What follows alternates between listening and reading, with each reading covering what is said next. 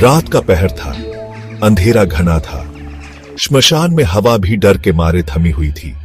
एक अघोरी कपालनाथ चिता के सामने बैठा था, नग्न तन भभूत से सना हुआ, आंखें बंद, ध्यान में लीन। उसका उद्देश्य था काल भैरव की कृपा प्राप्त करना। वर्षों से तपस्या कर रहा था। अघोर साधना के लिए श्मशान उसका घर था। कपालनाथ कोई साधारण साधक नहीं था। उसके मंत्रों में शक्ति थी, उसकी तपस्या में आग थी। काल भैरव की कृपा पाने के लिए वो कुछ भी करने को तैयार था। उस रात एक अलग ही ऊर्जा महसूस हो रही थी।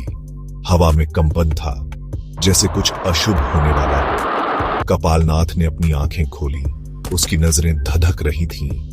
वो समझ गया था कोई बुरी शक्ति यहां आने वाली थी। उसने अपनी माला और त्रिशूल उठाया। वो तैयार था। आज युद्ध होगा, धर्म और अधर्म का युद्ध, जीवन और मृत्यु का युद्ध। एक भयानक चीख सुनाई दी। पेड़ों के पत्ते हिलने लगे। श्मशान के कुत्ते डर के मारे भौंकने लगे। एक काली परछाई उड़ती हुई आई। वो पिशाचिनी क्रूर चक्षु थी। उसकी आंखें लाल थीं, चेहरा विकृत था, हाथों में खून टपक रहा था। वो मानव बलि की तलाश में थी। क्रूर चक्षु श्मशान में आई और हंसी। उसकी हंसी में मौत का संगीत था। उसे कपालनाथ दिखाई दिया। वो जानती थी ये साधक उसके रास्ते की रुकावट है। क्रूर चक्षु ने कपालनाथ पर हमला कर दिया। उसने आग के गोले फेंके, जहरीला धुआं उगला, पर कपालनाथ अडिग रहा। कपालनाथ ने त्रिशूल उठाया। उसके मुख से मंत्र फूटे।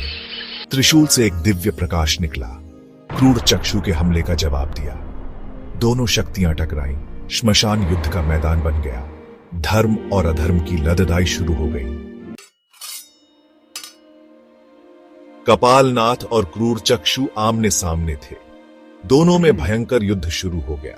कपालनाथ ने अपने मंत्रों का प्रयोग किया, क्रूर चक्षु ने अपनी मायावी शक्तियों का। श्मशान में आग की लपटें उठने लगीं। हवा जहरीली हो गई। मृत आत्माएं चीखने लगीं।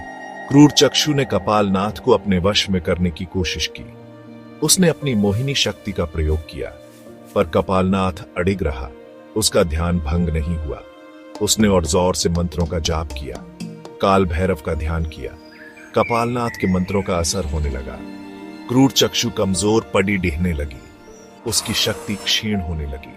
वो चिल्लाई, नहीं, ये नहीं हो सकता, मैं हार नहीं सकती। पर उसकी एक न चली। कपालनाथ के मंत्रों ने उसे जक ढा लिया था। कपालनाथ के मंत्रों का असर होने लगा।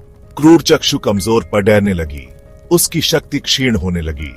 वो चिल्लाई, नहीं, ये नहीं हो सकता, मैं हार नहीं सकती। पर उसकी एक न चली। कपालनाथ के मंत्रों ने उसे जक ढा लिया था।